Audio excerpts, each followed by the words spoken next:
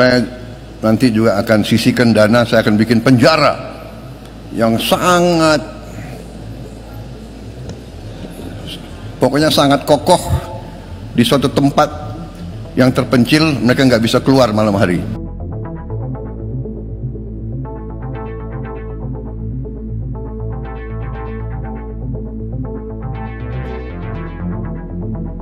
Prabowo Subianto semakin terus mempertontonkan kebodohannya, seolah tak layak dan memang belum pantas seharusnya menjadi presiden. Baru-baru ini ia mengatakan dalam pidatonya akan membangun sebuah penjara yang dindingnya kokoh di sebuah pulau, yang nantinya para koruptor akan dimasukkan ke sana dan akan bertemu ikan hiu.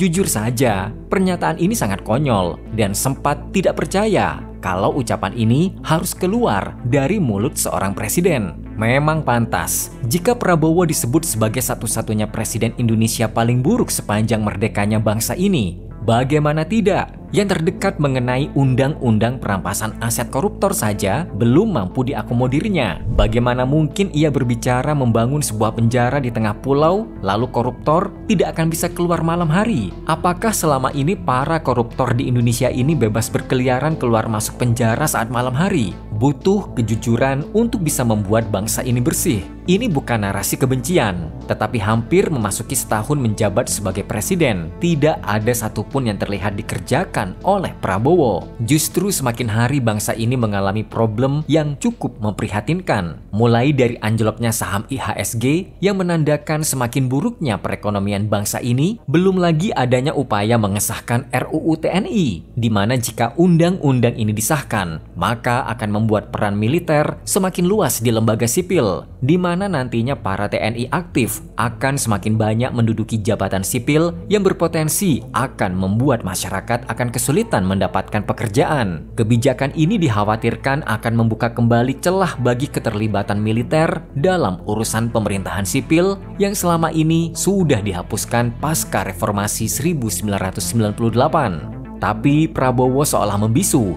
entah apa yang ada di pikiran manusia satu ini.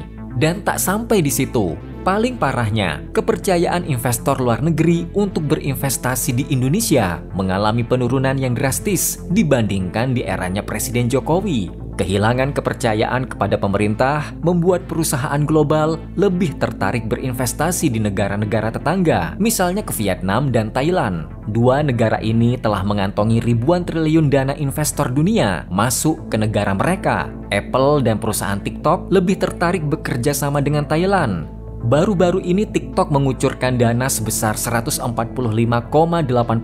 triliun rupiah ke Thailand. Sementara Indonesia hanya gigit jari. Di era Prabowo, sinyal darurat seolah semakin nampak. Pemerintah seakan terkesan memelihara ormas-ormas radikal. Tak heran sangat sulit bagi Indonesia akan mencapai Indonesia Emas 2045. Hashtag kabur aja dulu yang berkumandang di media sosial, di mana banyak anak muda Indonesia yang memilih berkarir ke luar negeri seharusnya menjadi koreksi serius bagi pemerintah bahwa Indonesia semakin tidak ramah bagi para pencari lowongan kerja. Mirisnya, Prabowo tak bertindak apa-apa menyelesaikan itu semua. 55% pemilih Prabowo merasa dihianati dan sangat kecewa dengan kinerjanya yang sangat buruk. KKN semakin meningkat, perusahaan banyak yang memilih pindah tempat ke luar negeri, semakin tingginya diskriminasi dan sara, hingga anak muda bangsa yang justru tidak betah tinggal di negaranya sendiri.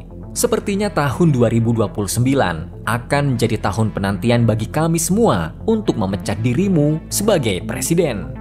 Kira-kira bagaimana menurut kalian ide Prabowo yang akan mempertemukan koruptor dengan ikan hiu? Tulis di kolom komentar and see you next video. Bye-bye.